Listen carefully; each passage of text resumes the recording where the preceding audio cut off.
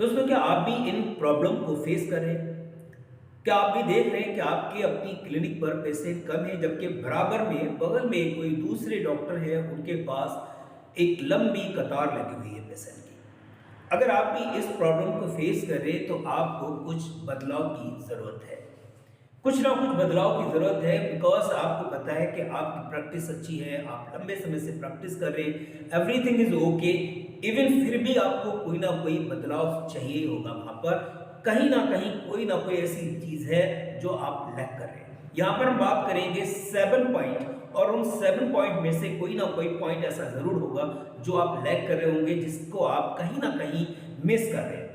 और मिस करने की वजह से आपके पास पेशेंट नहीं आ रहे जिस हिसाब से आने चाहिए। अगर आपको एक्सपीरियंस अच्छा है, 5 to 10 ईयर्स आपको प्रैक्टिस करते हुए हो चुके हैं, तो मेरा मानना है इस समय आपकी ओपीडी बहुत अच्छी होनी चाहिए। फिर भी अगर आपकी ओपीडी अच्छी नहीं है तो आपको कुछ ना कुछ काम करने होंगे, कुछ बदलाव करने होंगे। कौन से बदलाव आप कर सकते हैं उनको हम यहाँ पर डिस्कस करेंगे, और उम्मीद है कि ये वीडियो आपके लिए काफ़ी हेल्प करेगा चीज़ों को समझने में।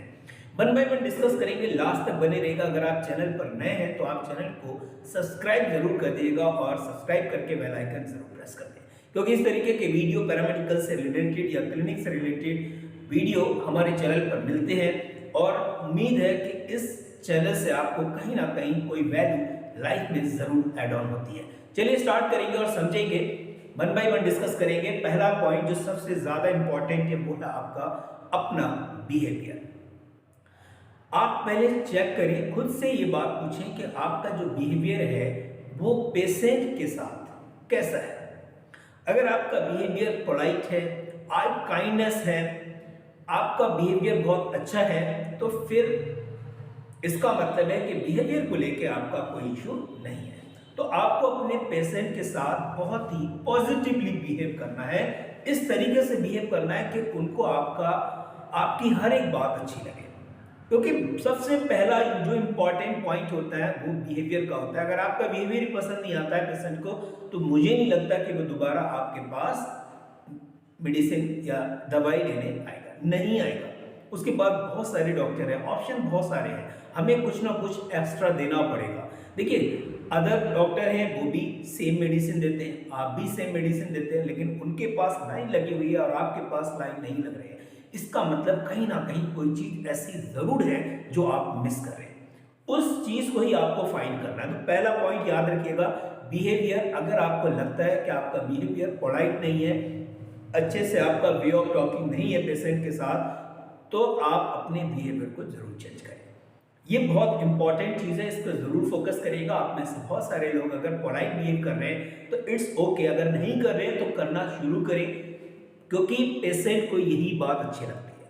और साथ ही साथ आपको डायग्नोस करना आना चाहिए जो डिसीज होती है, क्योंकि काफ़ी चीज़ें हम पेशेंट से बात करके पता लगा लेते हैं। तो हमको डीप डिस्कशन हो, अच्छे से बात करें, उनकी प्रॉब्लम को समझें, और उसके बाद देखें आपको वो पेशेंट ये मान के चलिए कि आपका मुरीद हो जाएगा। अगला हमारा जो इंपॉर्टेंट पॉइंट है दूसरा, वो है आपका इंफ्रास्ट्रक्चर। इंफ्रास्ट्रक्चर की बात ऑलरेडी हम एक वीडियो में डिस्कस कर चुके हैं। इंफ्रास्ट्रक्चर से मीन्स है जिस क्लिनिक पर आप बैठ रहे हैं उस क्लिनिक पर आप देखिए जरूरी चीजें क्या है। जो भी जरूरी चीजें आपको दिख रही हैं उन जरूरी चीजों को आपको ध्यान रखना पड़ेगा। आपको ध्यान रखना पड़ेगा कि कोई बैठने के लिए प्रॉपर जगह होनी चाहिए, एक बेड हो, पेशेंट के बैठने की प्रॉपर अरेंजमेंट हो, आपका केबिन अलग होना चाहिए, डिस्पेंसरी अलग हो। थोड़ा सा इंफ्रास्ट्रक्चर पे जरूर फोकस करिएगा। कर्टेन का एक अच्छी सी फैसिलिटी रखें। लगना चाहिए कि कोई भी पेशेंट अगर आपके पास आता है तो अपने आप को वो सिक्योर फील करे, और आपसे जब भी कोई बात करे तो वो आपके और पेशेंट के बीच में होना चाहिए, कोई थर्ड पर्सन उसको ना सुन पाए, इसलिए आप अपना केबिन सेपरेट जरूर रखें। तो ये दूसरा पॉइंट है। तीसरा जो इंपॉर्टेंट पॉइंट है वो है नीट एंड क्लीन। ये लगभग इंफ्रास्ट्रक्चर के ही उसमें आ जाता है, लेकिन आपको नीट एंड क्लीन एनवायरमेंट पे बहुत ज्यादा फोकस करना है। देखिए, कोई भी पर्सन है, सफाई तो हर एक इंसान पसंद करता है, और क्लिनिक पर अगर आपकी सफाई है, बहुत अच्छे से सब कुछ क्लीन है, तो आप ये मान के चले कि इसका भी पॉजिटिव इम्पैक्ट पड़ता है पेशेंट पर। तो इस चीज का बिल्कुल ख्याल रखिएगा। किसी भी तरीके से आपके आसपास या आपके अपने क्लिनिक पर कोई भी गंदगी नहीं होनी चाहिए। बिल्कुल नीट एंड क्लीन हो, अच्छा सा क्लिनिक आपका हो। अगला जो हमारा पॉइंट है, फोर्थ नंबर, बिकॉज आप मेडिकल फील्ड से रिलेटेड है तो आपको इस बात को इग्नोर नहीं करना है। आपको पता है कि नॉलेज बहुत इंपॉर्टेंट है। अगर आप मेडिकल फील्ड से हैं तो आपको डे बाय डे नई नई चीज़ों को फेस करना पड़ता है। जब नई नई चीज़ों को आप फेस करते हैं तो इसका मतलब है कि आपको नई नई चीज़ें सीखने भी पड़ेंगी। तो डे बाय डे हर दिन आपको कुछ ना कुछ सीखते रहना है और उन चीज़ों को इम्प्लीमेंट करना है, क्योंकि नई नई बीमारियां आती हैं, नई नई मेडिसिन आ रही हैं, उन मेडिसिन के बारे में जानना है। बहुत सारी चीज़ें हैं इस फील्ड में सीखने के लिए, तो अपनी नॉलेज को गेन करते रहेगा, हर दिन कुछ ना कुछ सीखते रहे। ये बहुत इंपॉर्टेंट है और ये सिर्फ आपके फील्ड में नहीं है, दुनिया के हर एक फील्ड में ये बहुत इंपॉर्टेंट रहता है कि लर्निंग नेवर स्टॉप, कभी स्टॉप नहीं होनी चाहिए, हमेशा कुछ ना कुछ सीखते रहना चाहिए। अगला जो हमारा पॉइंट है नॉलेज के बाद वो है मेडिसिन का। मेडिसिन में थोड़ा सा बदलाव यहाँ पर समझेंगे। मान लीजिए कि जो भी बराबर में पेशेंट डॉक्टर हैं वो भी सेम मेडिसिन दे रहे हैं, आप भी सेम मेडिसिन दे रहे हैं, लेकिन हो सकता है कि उनका जो मेडिसिन है उसका साल्ट डिफरेंट हो सकता है उन्होंने न्यू मेडिसिन ली हो, उस वजह से पेशेंट को रिलीफ मिलता हो और आपकी मेडिसिन से रिलीफ नहीं मिल रहा है। तो आपको अपडेट रहना पड़ेगा, जो एमआर है उनसे आपको कनेक्शन बना के रखना है, नई नई मेडिसिन के बारे में जानना है, क्योंकि इस समय जो बॉडी का कहीं ना कहीं हमारी जो बॉडी को रिक्वायर्ड है ना, पुरानी मेडिसिन की कंपैरिजन में नई मेडिसिन ज़्यादा तेजी से काम कर रही हैं। कंपनी या जो फैक्ट्रीज हैं वो भी इसी पे फोकस कर रही है कि नई नई मेडिसिन बनाए और नए नए सॉल्ट उसमें डालें, जिससे कि लोगों को क्विक रिलीफ मिले। आज के समय में सब लोगों को एकदम से आराम चाहिए होता है, ये पता नहीं है कि इसके क्या साइड इफेक्ट है। फिलहाल हमको काम करना है कि लोगों को रिलीफ देने के लिए, तो इस पे भी ध्यान रखें, मेडिसिन के बारे में भी अपडेट रहे प्रॉपरली। अगला जो हमारा पॉइंट है वो है आपका फीडबैक फ्रॉम कस्टमर, मींस आप अपने पेशेंट से फीडबैक लेते रहे। इसके लिए एक तरीका जो नॉर्मल है वो हम यहाँ पर डिस्कस करेंगे और जो थोड़ा सा एडवांस है वो भी हम यहाँ डिस्कस करेंगे। नॉर्मल की बात करें, जब भी आप किसी पेशेंट से इंटरेक्ट होते हैं, मान लीजिए आज पहली बार कोई पेशेंट आता है तो उसका एक फॉर्म जरूर फिल किया करें। ये काम करें, थोड़ा सा मॉडर्न रहेगा और मुझे उम्मीद है ये आपके लिए काफ़ी हेल्प करेगा। उसका फॉर्म फिल करें, उसका नेम विद कॉन्टैक्ट नंबर जरूर अपने पास रखें। अगर वो आज दवाई लेके जाता है और आपको लगता है कि इस मेडिसिन से इस पेशेंट को इतने समय में रिलीफ मिलना चाहिए, तो आप एक कॉल कर सकते हैं।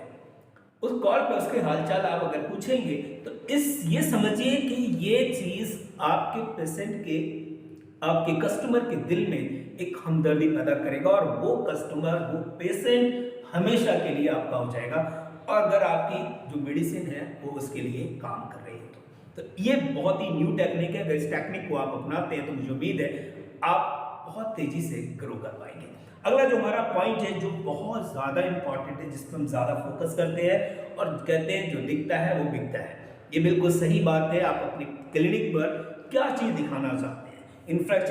इंफ्रास्ट्रक्चर की बात हो गई, हमारी नीट एंड क्लीन एनवायरनमेंट की बात हो गई, हमने नॉलेज की बात कर ली है। तो अब हमारे पास जो बचता है वो है सर्टिफिकेट।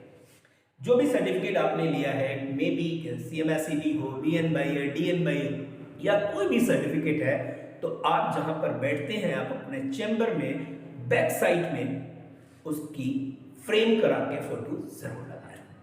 चाहे वो सर्टिफिकेट हो, इट मे बी डिप्लोमा हो, इट मे बी कोई डिग्री हो, तो ये जरूर लगाएं। जो भी डिग्री, जो भी डिप्लोमा आपने, जो भी आपने अचीवमेंट किए हैं या जिस तरीके के भी सर्टिफिकेट आपको मिले, वो सारे के सारे उस वॉल पे होनी चाहिए जहां पर पेशेंट्स बैठ रहा है, उसके बिल्कुल जस्ट अपोजिट, जस्ट सामने।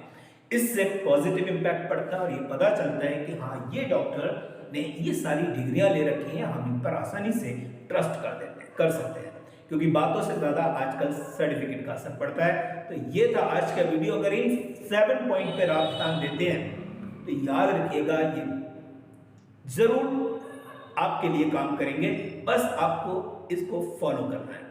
अगर वीडियो आप अच्छा लगा और अभी तक आप बने हो तो प्लीज लाइक जरूर करिएगा और चैनल को सब्सक्राइब करना बिल्कुल नहीं भूलिएगा। Thank you, thanks a lot.